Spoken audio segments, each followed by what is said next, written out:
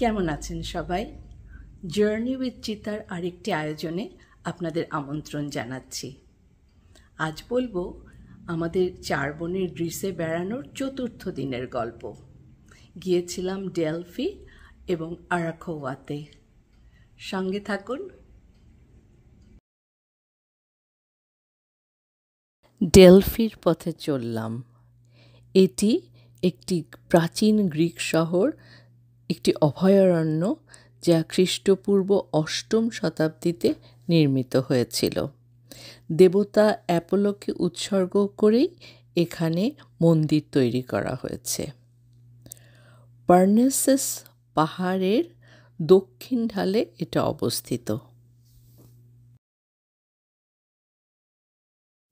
প্রাচীন গ্রিকরা ডেলফিকে পৃথিবীর কেন্দ্র বলে মনে করত।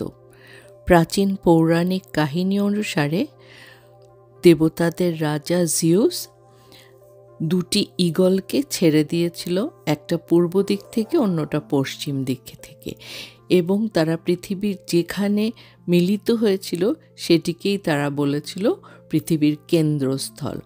তো এই ডেলফি জায়গাতেই 2টো ঈগল মিলিত হয়েছিল। আর এই জায়গাটাকে তারা বলে ওমফালোস, অর্থাৎ নাভিমূল। একটা পাথর দিয়ে এটিকে চিহ্নিত করা হয়েছে। পাথরটি অ্যাপোলোর মন্দিরে ছিল এবং এখন মিউজিয়ামে আছে। আমার দেখা পৃথিবীর সবচেয়ে সুন্দর জায়গাগুলোর মধ্যে এটি একটি। এখানে যেই মন্দির এবং যেই স্থাপত্যগুলো তৈরি করা হয়েছে সেটা ঠিক পাহাড়ের প্রাকৃতিক সৌন্দর্যের সাথে মিলিয়ে করেছে। এমনভাবে করেছে যেন ঠিক যে জায়গাটা যেখানে থাকার দরকার সেখানেই বসানো হয়েছে। এখানে যে স্টেডিয়ামটা রয়েছে সেখানে অলিম্পিক্সের মতো পিথিয়ান গেমস হতো। এখানে খেলা হতো, গান, কবিতা, সব কিছুর প্রতিযোগিতা হতো। এটার অবস্থানটা দেখুন কি সুন্দর, ঠিক পাহাড়ের ঢালে তৈরি।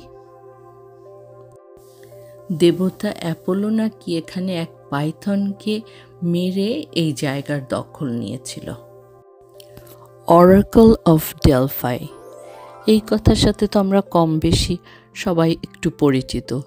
সেই সব পুরোহিতরা পুরাকালে যারা ভবিষ্যৎবাণী করে দিতে পারত, এবং এই সব পুরোহিতদের মধ্যে যে সবচেয়ে বিখ্যাত ছিল তাকে বলা হতো পিথিয়া, এবং এই পিথিয়া সাধারণত মহিলা হতো।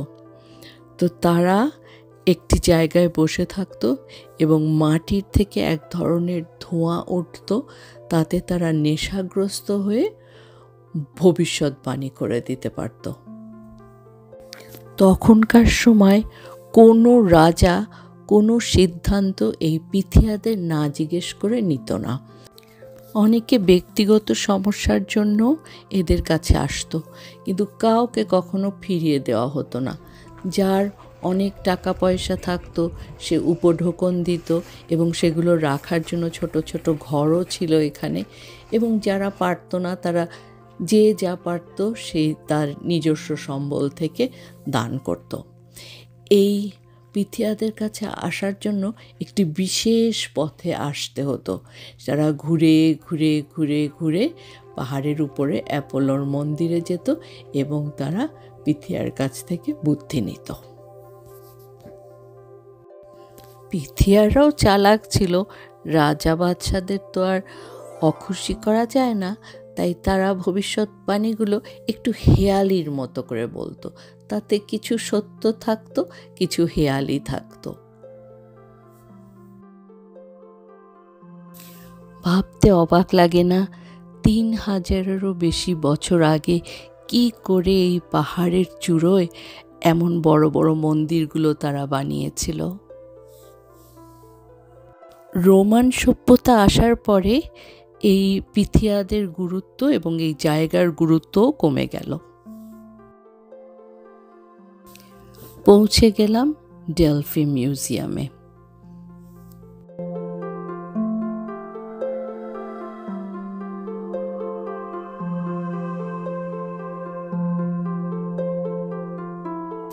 কত যে সুন্দর সুন্দর ঐতিহাসিক জিনিস রয়েছে এই মিউজিয়ামে, দেখে মন ভরে যায়।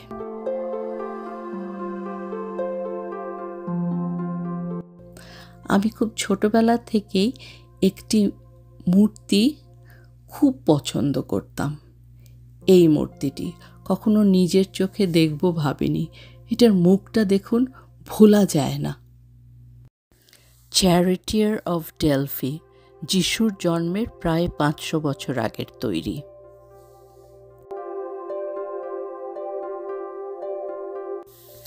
দুপুরের খাবারের জন্য আমরা থামলাম আরাখোভা নামে একটি শহরে। এত সুন্দর পাহাড়ের পাদদেশে ছোট্ট ছোট্ট রঙিন ঘরবাড়ি, সুন্দর সুন্দর রাস্তা, দেখার মতো জায়গা।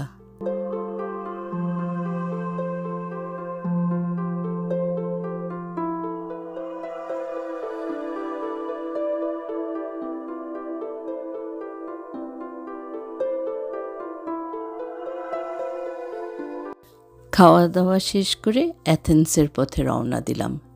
শেষ হয়ে গেল আমাদের 4র্থ দিনের অভিযান। এতক্ষণ সঙ্গে থাকার জন্য অসংখ্য ধন্যবাদ। সবাই ভালো থাকবেন।